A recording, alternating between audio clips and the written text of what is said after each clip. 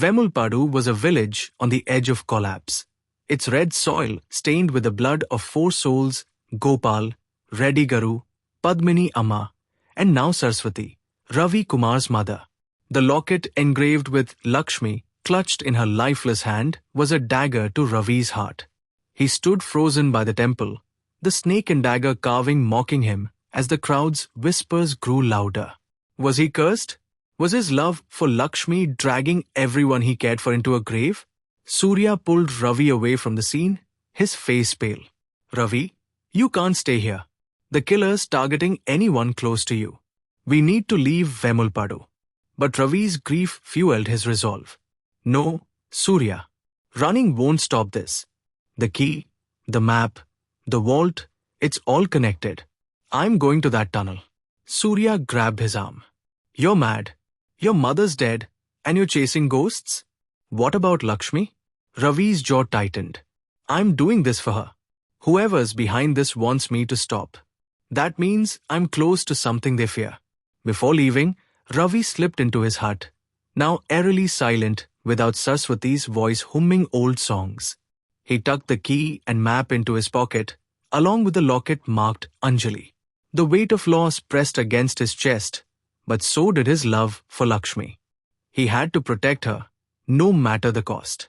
At dusk, Ravi returned to the Naidu estate, the crumbling mansion looming like a tomb under the fading light. The trapdoor he'd found earlier was still ajar, its dark mouth beckoning. He lit a small oil lamp and descended the stone steps, the air growing cold and damp. The tunnel smelled of earth and decay, its walls slick with moss. Every step echoed, amplifying his heartbeat. The tunnel stretched deeper than he expected, twisting under the hills. After what felt like hours, it opened into a chamber. In the center stood a stone pedestal carved with a snake and dagger symbol. On it lay a sealed metal box, its surface etched with the same mark. Ravi's hands trembled as he inserted the key. The lock clicked and the lid creaked open. Inside was a bundle of papers, yellowed, brittle, and written in Telugu. They were land deeds, dated 50 years ago, signed by the elders of Vemulapadu and Pulivendula, including names Ravi recognized, Naidu, Reddy, and even his own grandfather's. A note scrawled in red ink read, "The vault seals the blood pact. Break it, and the curse claims all." Ravi's mind raced. Was this the treasure? Land worth millions, hidden to end the faction wars?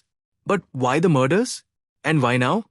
A rustle behind him made him spin, lamp raised. The cloaked figure stood at the chamber's entrance, face hidden in shadow. "You shouldn't have come, Ravi," a low voice rasped. The vault was meant to stay buried. Ravi gripped the key, his voice steady despite his fear. "Who are you? Why are you killing innocent people?" The figure stepped closer, and the lamp's light caught a glint of steel, a dagger. Innocent? They all knew too much. Gopal, Reddy, Padmini, your mother. They were keepers of the pact, or they got too close. Like you.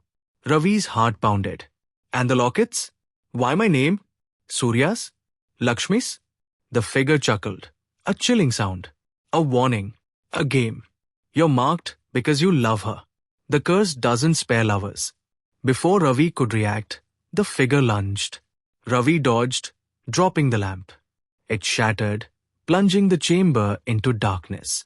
He scrambled back, clutching the papers, and ran blindly up the tunnel, the sound of footsteps echoing behind him. He emerged into the night, gasping, and hid behind a banyan tree. The figure didn't follow, but Ravi knew he wasn't safe. He stuffed the papers into his shirt and ran to Pulivendula to find Lakshmi. She was at her home, her eyes swollen from grief. "Ravi, I can't stay here," she whispered. "Pratap's men are watching me. They think I'm next." Ravi showed her the papers. "These are land deeds. Your grandfather, mine, others, they hid something valuable. The killer's protecting it. Or maybe claiming it." Lakshmi's eyes widened. Anjali was obsessed with those lands. She said our family was cheated out of them. Before they could say more, A knock came at the door. It was Inspector Rav, his face unreadable. Ravi, I need you to come with me. We found something at the Naidu estate. Ravi hesitated, sensing a trap. What did you find? Rav's eyes flicked to Lakshmi. Another locket. This one's blank. And a message? The vault is open. The curse begins. Ravi's blood ran cold. He hadn't told anyone about the tunnel. How did Rav know?